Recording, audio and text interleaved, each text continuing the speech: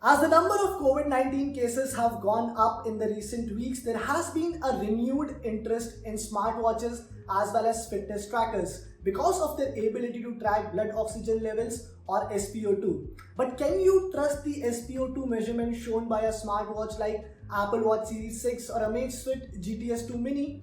Well, let me tell you that even a more affordable oximeter can do a better job than some of these expensive smartwatches. And the reason behind that is the technology both these devices use. What is that technology? What is the difference between the two devices? Why is an oximeter more reliable than the smartwatches? Well, I'm going to try and explain in this video, so please watch it very carefully till the end. You're watching India Today Tech. I am Manas Tiwari.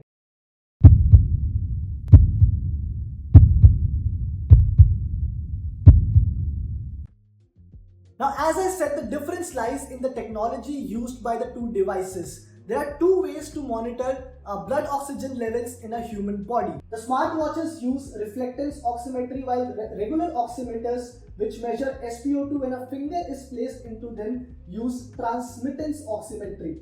The transmittance oximetry uses sensors placed at two ends of the device. When a finger is placed in an oximeter, one end of the device emits light using a light source, which then passes through the finger and then hits the sensor at the other end.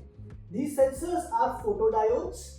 They read the light properties, wavelength, etc., and depending on the measurement, calculates the SpO2 level. In reflectance oximetry, which is used in smartwatches and fitness bands, the SpO2 is measured through the light that reflects from the blood under the skin. This is because the light emitting sensors as well as the sensors that read the light are both on one side.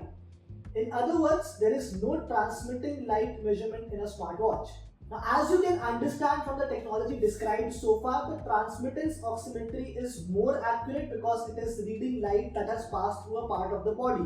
This allows more precise and minute measurements. Also, the readings are less likely to be influenced by the color of the skin or the pressure imposed by the device on your skin. While this theory does make pulse oximeters more accurate than a smartwatch for SpO2 measurements, there are other variables. In practice, good smartwatches like Apple Watch 6 do come close to the reliability and consistency of oximeter. Now, this is because while technology is one thing, the results also depend on the quality of sensors used by the smartwatch manufacturers, and of course, a company like Apple uses better sensors than most Chinese brands that make smartwatches. It is also possible that cheap oximeters, despite superior technology, may not be as precise as something like Apple Watch or Fitbit Versa. Now, it is very clear that because of the technology used in oximeters, even an oximeter which costs rupees 2 to 5,000 can give you better and more reliable results than a smartwatch that may cost you 15 to 20,000 rupees. But having said that, if you